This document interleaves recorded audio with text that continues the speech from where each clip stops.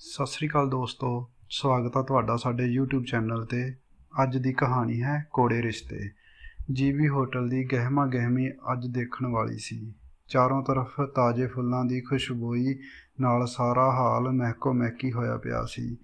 ਦੋਵੇਂ ਧਿਰਾਂ ਖੁਸ਼ੀ ਵਿੱਚ ਫੁੱਲੀਆਂ ਨਹੀਂ ਸੀ ਸਮਾ ਰਹੀਆਂ। ਸੁਣਿਆ ਸੀ ਮੁੰਡੇ ਵਾਲਿਆਂ ਨੇ ਦਾਜ ਵੀ ਨਹੀਂ ਸੀ ਮੰਗਿਆ। ਅਸ਼ੋਕ ਦੀ ਹੋਣ ਵਾਲੀ ਦੁਲਹਨ ਸ਼ਬਨਮ ਜਿਵੇਂ ਸੱਚਮੁੱਚ ਅਰਸ਼ੋਂ ਉਤਰੀ ਕੋਈ ਪਰੀ ਹੋਵੇ। ਐਨੀ ਸੁਨੱਖੀ ਲੰਬੀ ਬਹੂ ਤਾਂ ਅਸ਼ੋਕ ਦੇ ਖਾਨਦਾਨ ਵਿੱਚ ਅਜੇ ਤੱਕ ਨਹੀਂ ਸੀ ਆਈ। ਦੁੱਲਾ ਦੁਲਹਨ ਸਟੇਜ ਉੱਤੇ ਬੈਠੇ ਸੱਚਮੁੱਚ ਬਹੁਤ ਜੱਚ ਰਹੇ ਸਨ, ਜਿਵੇਂ ਰੱਬ ਨੇ ਇਹਨਾਂ ਨੂੰ ਇੱਕ ਦੂਜੇ ਦੇ ਲਈ ਹੀ ਬਣਾਇਆ ਹੋਵੇ। ਸਭ ਤੋਂ ਪਹਿਲਾਂ ਕੁੜਮਾਈ ਦੀਆਂ ਛਾਪਾਂ ਇੱਕ ਦੂਜੇ ਦੀਆਂ ਉਂਗਲੀਆਂ ਵਿੱਚ ਪਾਈਆਂ ਗਈਆਂ। ਫਿਰ ਸਾਰੇ ਭੈਣ ਭਾਈ ਅਤੇ ਰਿਸ਼ਤੇਦਾਰਾਂ ਨੇ ਗੁਲਾਬ ਦੀਆਂ ਪੱਤੀਆਂ ਦੀ ਇਸ ਨਵੀਂ ਬਣਨ ਵਾਲੀ ਜੋੜੀ ਉੱਤੇ ਇਉਂ ਵਰਖਾ ਕੀਤੀ ਜਿਵੇਂ ਆਕਾਸ਼ 'ਚੋਂ ਦੇਵੀ ਦੇਵਤੇ ਫੁੱਲ ਵਰਸਾ ਰਹੇ ਹੋਣ। ਸ਼ਬਨਮ ਦੇ ਨੈਣਾਂ 'ਚੋਂ ਝਰਦੀ ਖੁਸ਼ੀ ਉਸ ਤੋਂ ਸਾਂਭੀ ਨਹੀਂ ਸੀ ਜਾ ਰਹੀ। ਅਸ਼ੋਕ ਵੀ ਬੇਹੱਦ ਖੁਸ਼ ਨਜ਼ਰ ਆ ਰਿਹਾ ਸੀ, ਕਿਉਂਕਿ ਉਸ ਦੇ ਸਾਰੇ ਦੋਸਤਾਂ ਦੀਆਂ ਨਵ ਵਿਆਹੀਆਂ ਦੁਲਹਨਾਂ 'ਚੋਂ ਸਭ ਤੋਂ ਸੋਹਣੀ ਸੁਨੱਖੀ ਸ਼ਬਨਮ ਹੀ ਸੀ। ਇਸ ਖੁਸ਼ੀ ਵਿੱਚ ਉਹ ਫੁੱਲਿਆ ਨਹੀਂ ਸੀ ਸਮਾ ਰਿਹਾ। ਹੁਣ ਮਾਂ ਪਿਓ ਅਤੇ ਬਾਕੀ ਭੈਣ ਭਾਈ ਕੁੜੀ ਵਾਲਿਆਂ ਨੇ ਲੈਣ ਦੇਣ ਕਰਨਾ ਸੀ। ਸ਼ਬਨਮ ਦੇ ਮਾਮਾ ਜੀ ਨੇ ਸਭ ਤੋਂ ਪਹਿਲਾਂ ਅਸ਼ੋਕ ਦੀ ਮਾਤਾ ਜੀ ਨੂੰ ਦੁੱਲੇ ਦੁਲਹਨ ਦੇ ਕੋਲ ਹੀ ਬਣੀ ਇੱਕ ਛੋਟੀ ਸਟੇਜ ਉੱਤੇ ਆਉਣ ਲਈ ਸਤਿਕਾਰ ਸਹਿਤ ਬੁਲਾਇਆ ਤੇ ਉਸ ਦੇ ਗਲ ਵਿੱਚ ਸੋਨੇ ਦੀ ਜੰਜੀਰੀ ਪਹਿਨਾਈ ਤੇ ਕੰਨਾਂ ਵਿੱਚ ਹੀਰੇ ਦੇ ਟੋਪਸ ਪਾਏ।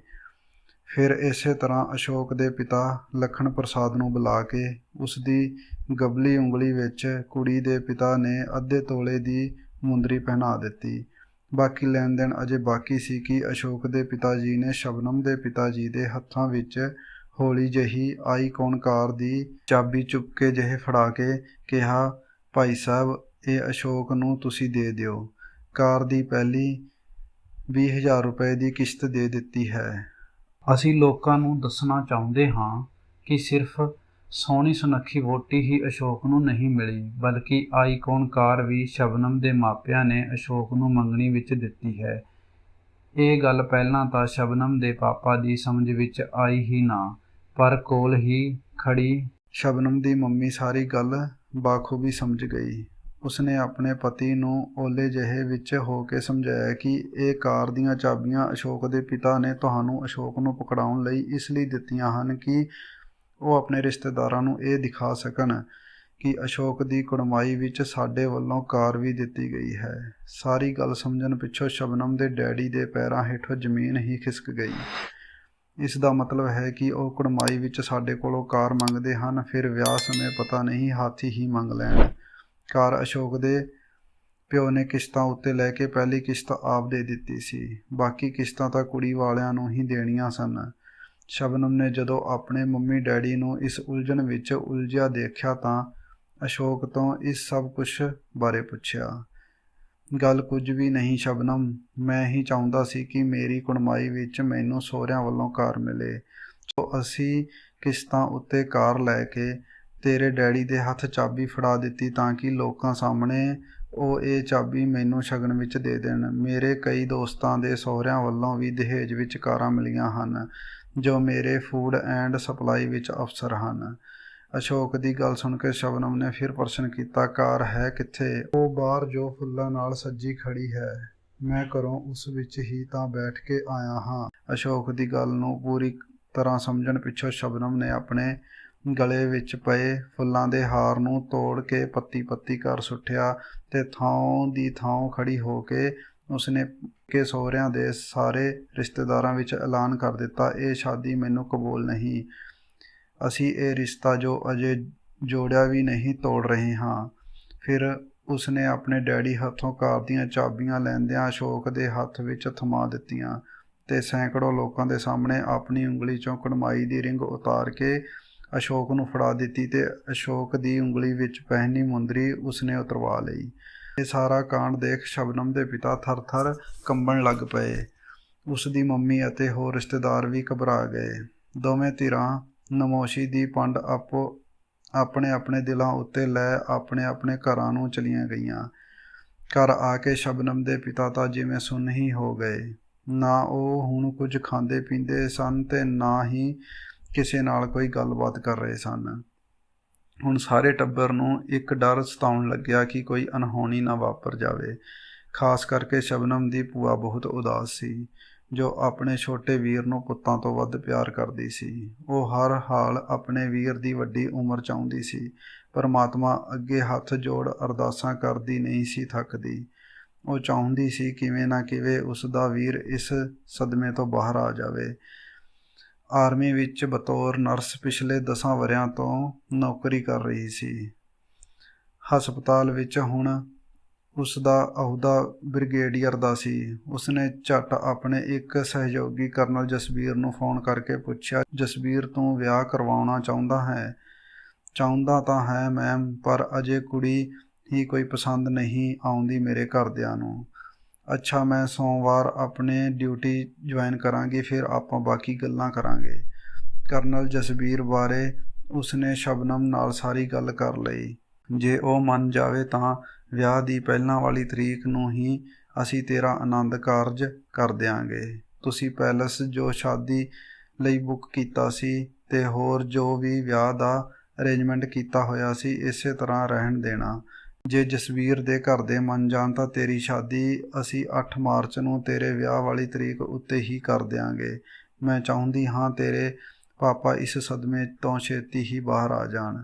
ਨਾਲੇ ਜਸਬੀਰ ਬਹੁਤ ਅੱਛਾ ਲੜਕਾ ਹੈ। ਮੈਂ ਉਸ ਦੀ ਜਿੰਨੀ ਵੀ ਤਾਰੀਫ ਕਰਾਂ ਓਨੀ ਹੀ ਘੱਟ ਤੇ ਹੈ ਵੀ ਆਪਣੀ ਬਰਾਦਰੀ ਵਿੱਚੋਂ ਹੀ।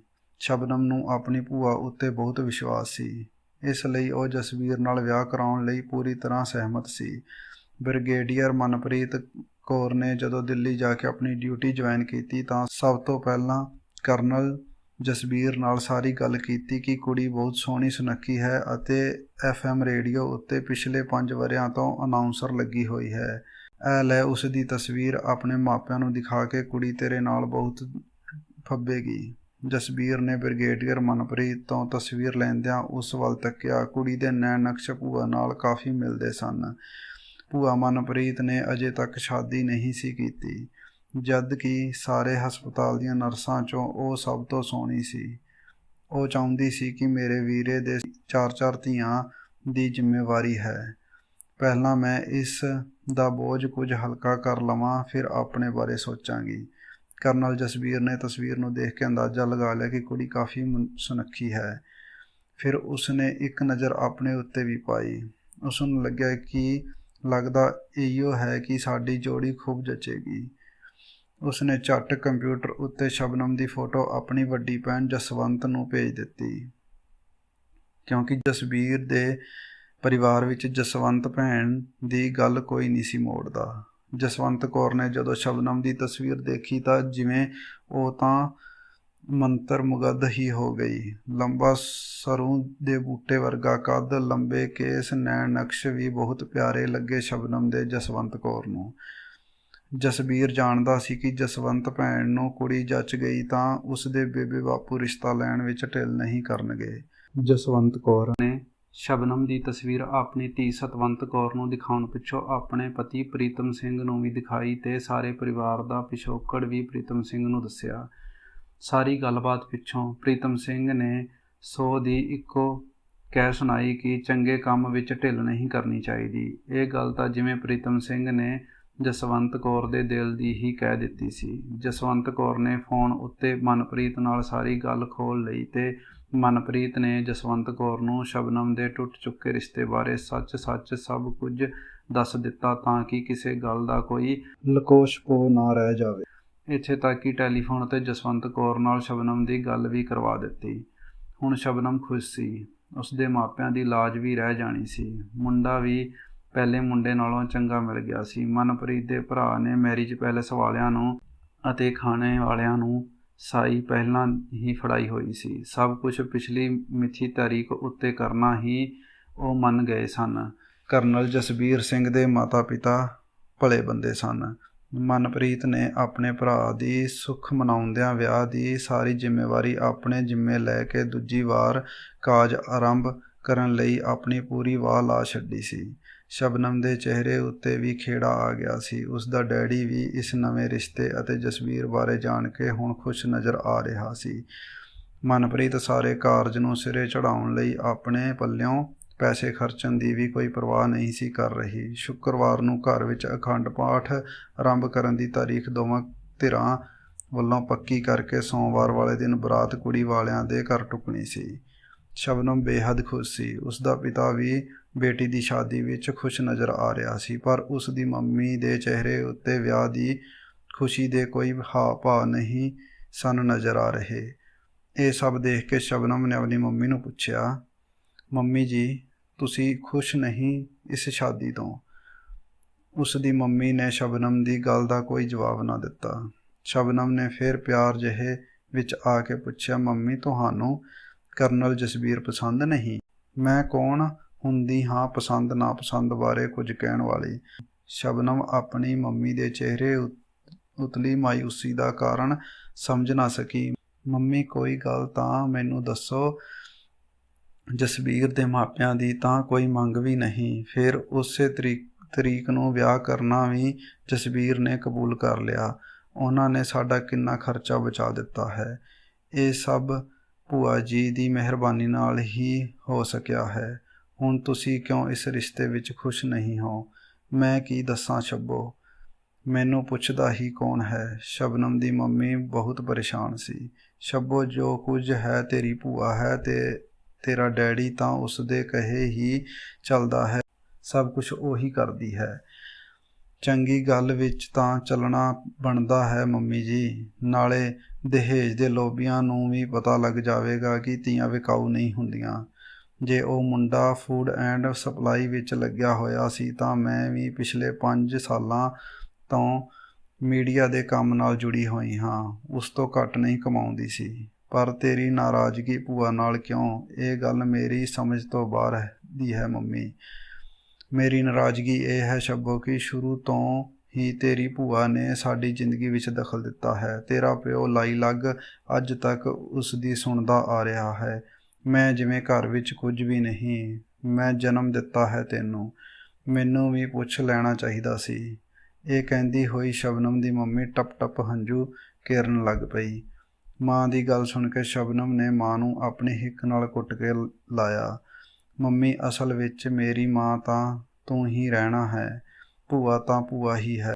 ਮੇਰਾ ਰਿਸ਼ਤਾ ਜਸਬੀਰ ਨਾਲ ਕਰਵਾ ਕੇ ਇਸ ਨੇ ਸਾਡਾ ਭਲਾ ਹੀ ਕੀਤਾ ਹੈ, ਬੁਰਾ ਤਾਂ ਕੁਝ ਨਹੀਂ ਕੀਤਾ। ਹੁਣ ਤੂੰ ਵਿਆਹ ਵਿੱਚ ਰੁਕਾਵਟ ਨਾ ਪਾ। ਮੈਂ ਭੂਆ ਨੂੰ ਕਹੂੰਗੀ ਕਿ ਉਹ ਤੇਰੇ ਕੋਲੋਂ ਮਾफ़ੀ ਮੰਗ ਲਵੇ। ਠੀਕ ਹੈ ਸ਼ੱਬੋ, ਮੇਰੀ ਗੱਲ ਧਿਆਨ ਨਾਲ ਸੁਣ। ਮੇਰੀ ਇੱਕ ਸ਼ਰਤ ਹੋਰ ਹੈ।